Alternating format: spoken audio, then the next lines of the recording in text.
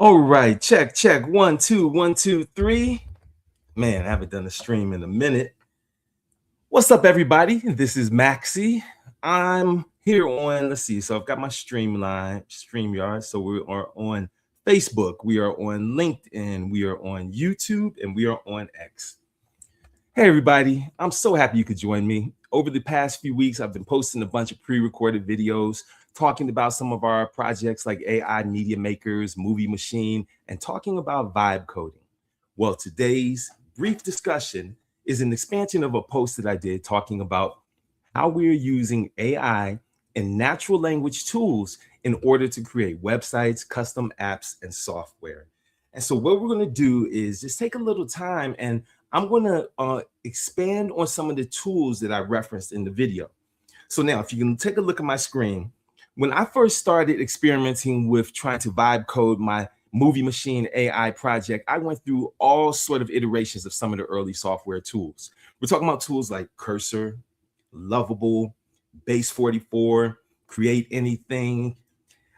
What ultimately allowed me to make the first working version of Movie Machine AI was a software called Google AI Studio.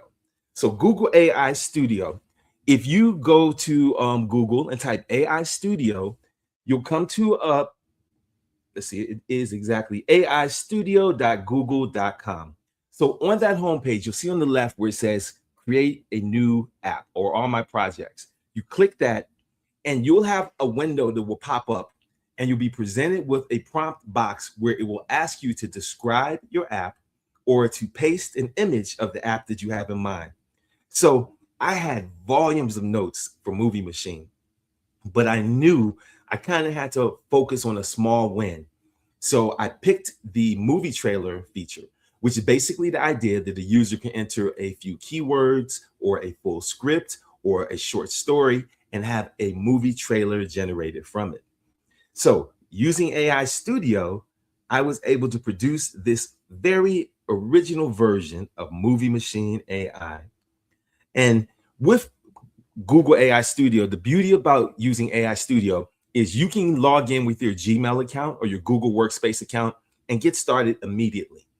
But at a certain point, you're going to have to come over here and set up a billing account on Google where you can begin to be charged for your API usage. But you can get started experimenting immediately. If you don't have an idea yet, you can also come over here to Remix and you can find projects that you can start. Someone that's contributed from the community, you can click Remix and just start coding and working with it on your own. So now, how does it work? Over here on the left side is where we enter our prompts and where we communicate with our chat AI agent. You'll see this goes back for months and months. Now, before, one of the first lessons that I learned about doing this vibe coding is the more preparation that we do ahead of time, the least time and money and rabbit holes you'll experience later on once you actually begin the vibe coding process. So I use something like Google Gemini or ChatGPT projects or some of these other services to begin to aggregate and compile my notes. Perplexity.ai is particularly useful right about now too. I can aggregate all of my notes. It can be little scribbles, it could be PDFs, it could be photos or screen shares that I bring all together. And I begin to ask my planning agent, my planning AI tool, to help me organize my features and then to create something called a products requirement document. The products requirement document summarizes the key features, the goals, and the objectives for our project. That's what I created here for the original version of Movie Machine. Now, I'm not going to spend too much time here because once I succeeded in getting it generated and created in the AI Studio, next, I went to Lovable. Now, Lovable is a super inspiring story. I've been able to watch this company grow from like 3 people who were experimenting with, I think it was called ChatGPT code or something like that, all the way up to it's like a multi-billion-dollar company with countless millions of people who are using their software in order to create apps, websites, and custom software.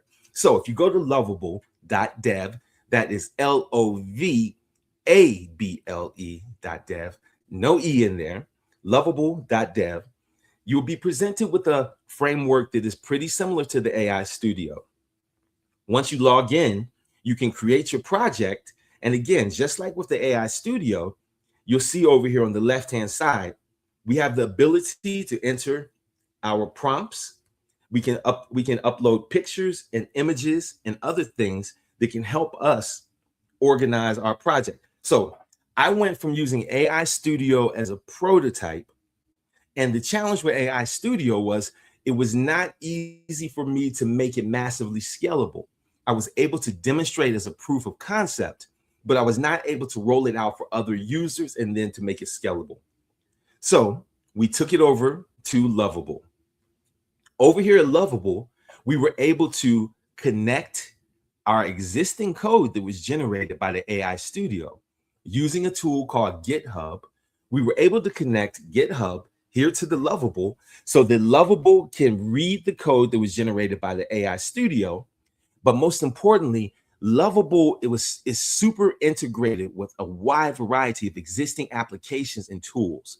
Once we got the code over here to Lovable, it was off to the running.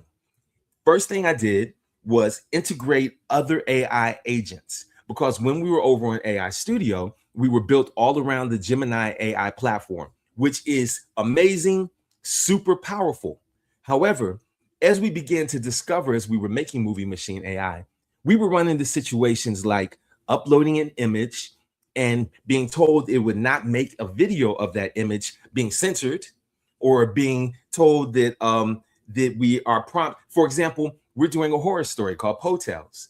And anytime we mention about the skull or the shrunken head, Potels would, Gemini wouldn't do it for us. So we had to find another video model in order to do it for it. Now, that's the thing though. There are literally dozens and dozens of video models out here nowadays. So ultimately, we discovered it wasn't one video model that we had to find, but we had to also start using Kling video model, Seed Dance. Then we had to upgrade to the latest version of Google called Google Omni. We have another program called Happy Horse. We use Grok Video. Why do we need all of these? Well, some video models are better with motion. Other video models are better with dialogue. Other are more cinematographic and allow us to take cinematographic images that we generate with Midjourney or ChatGPT and turn those into visuals where we can control the color, the frame rate, and things like that. So building Movie Machine, we have now tested dozens and dozens of these video models. And I'll tell you about the ones that we're super excited about right now. For the first time, we have open source video models that are super capable of producing HD and 4K video. This includes synchronized audio and music and things like that, like what we will find on some of the commercial services like Gemini. Now, to be fair, to run these open source software on our local computers, we have to have super powerful computers or rent time on super powerful cloud servers, which is what we do. So now we find out that Movie Machine ultimately ends up becoming a hub that allows us to bring together image models and video models and sound and voice models. And using Lovable is how we're able to code and integrate these features and these data sources in order to build our application. Now, so if you go to moviemachine.ai, moviemachine.ai, you can take a look at the public page for Movie Machine. However, this is a peek inside of the Movie Machine AI application. Now you can see over here, and again, I'm showing you the application that was developed just by typing words. Previously, we had to get designers to help us with user interfaces. We had to have coders to help us make the code. We had to have testers. Now, in the course of these past few months, I've been able to build something that has been in my mind for years, simply by having conversations with the platform, but not just with the platform directly.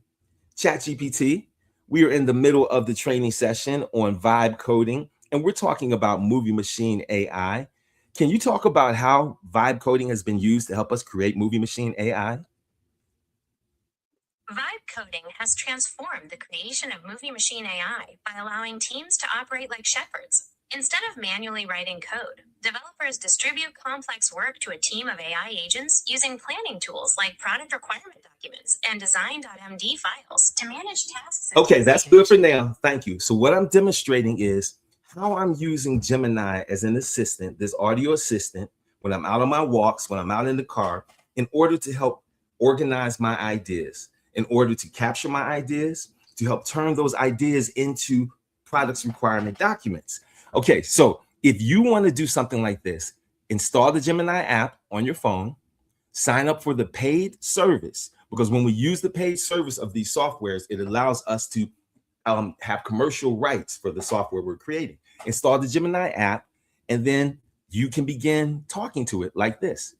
You can write down your ideas for your software, for your website, and you can ask Gemini or ChatGPT or Perplexity to create a products requirement document for you, and to help you get all of these things that may be running around in your head organized in a project that is doable and scopable.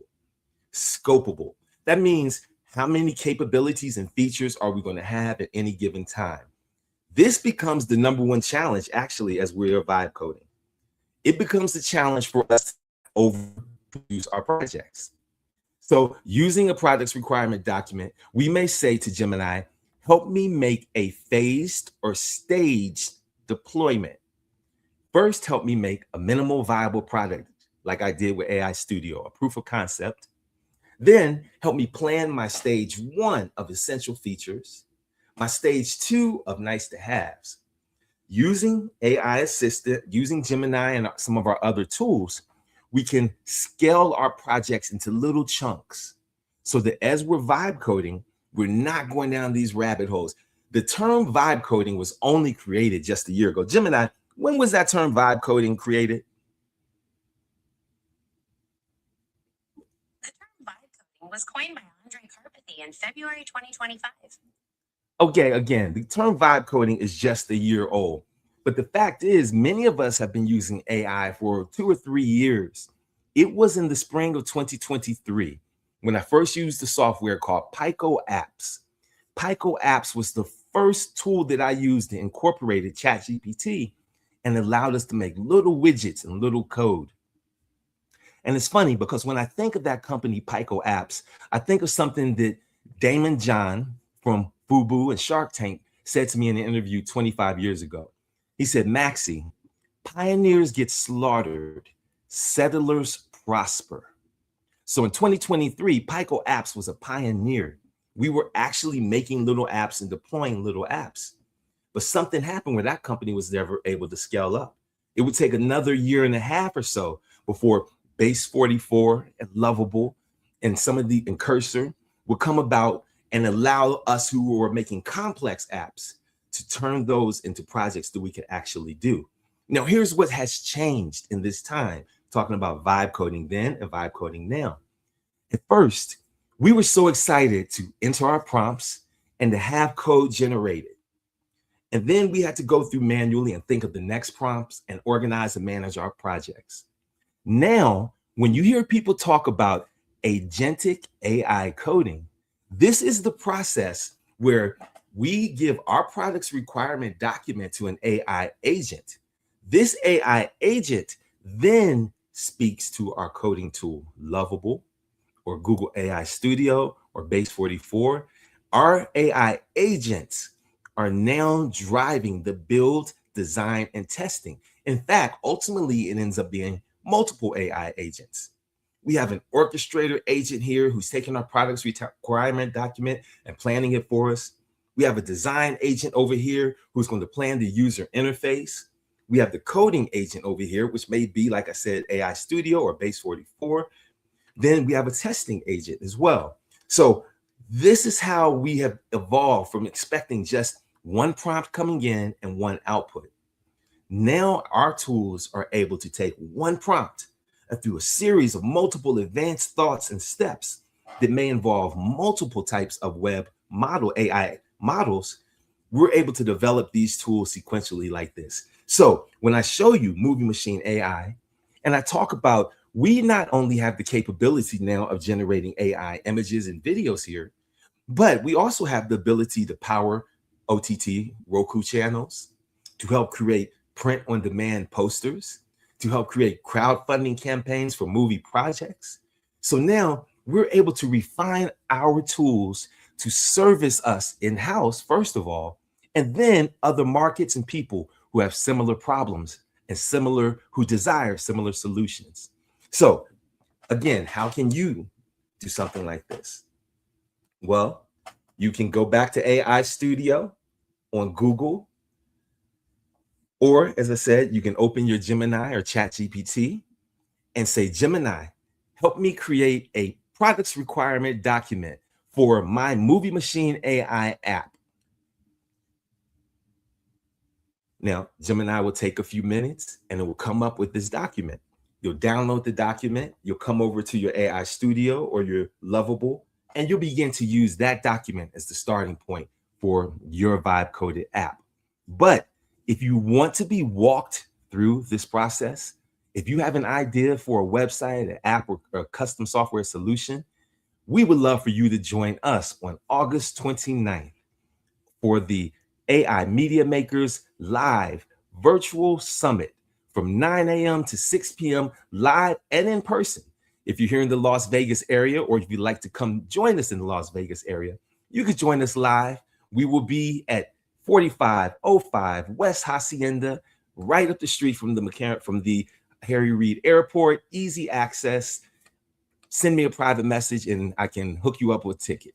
If you want to join us virtually, visit AImediamakers.com and you too will be able to join us, and we will walk you through the process of building your products requirement document, your product design document, choosing your vibe coding tool, setting things up for success, how to prevent hacking, security issues, crazy vulnerabilities.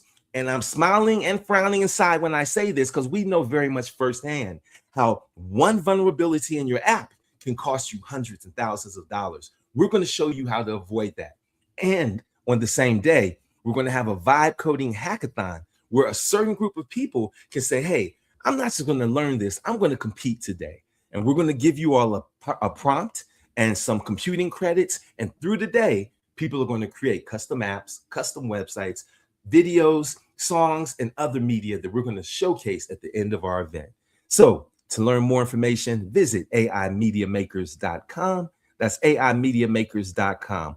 I'm Maxie Collier, and I look forward to seeing your vibe coded website, app, or software. If you have any questions, leave them in the comments, send me a private message, and join us at AI Media Maker Summit 2026.